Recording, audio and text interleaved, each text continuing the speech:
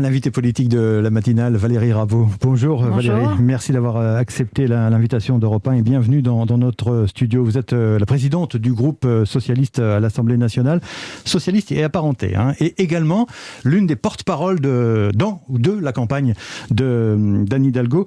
La première question, elle est toute simple, Valérie Rabault, compte tenu des projets du gouvernement dans la lutte contre ce fameux variant Omicron.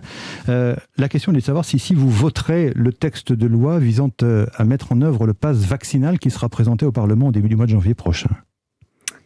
Alors, déjà, je souhaiterais rappeler que nous avons été les seuls parlementaires, avec nos collègues sénateurs, à proposer dès juillet dernier l'obligation vaccinale pour tous les adultes, en disant qu'il y aura une règle claire qui peut être suivie par la caisse primaire d'assurance maladie, qui permet, avec les numéros de sécurité sociale, vous savez qui n'est pas vacciné, et ça aurait permis que ces personnes puissent être appelées.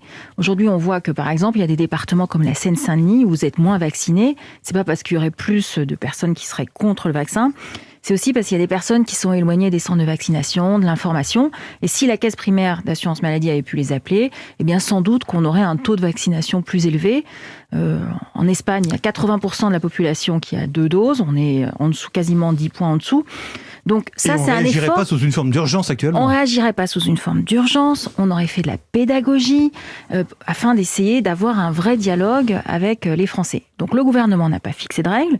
Et puis vous voyez, il court après le temps aujourd'hui, en voulant transformer son pass sanitaire en pass vaccinal. Qui est une obligation de fait. Mais qui est une hypocrisie.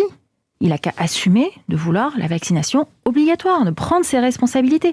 Parce que quand vous mettez un pass, vous reportez la responsabilité du contrôle de ce pass sur d'autres.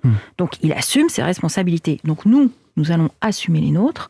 Depuis juillet dernier, nous sommes pour la vaccination obligatoire pour les adultes. Je ne signe jamais de chèque en blanc au gouvernement, donc je vais attendre de voir le texte, de ce qui est mis dedans. Mais sur le principe, oui, nous le voterons.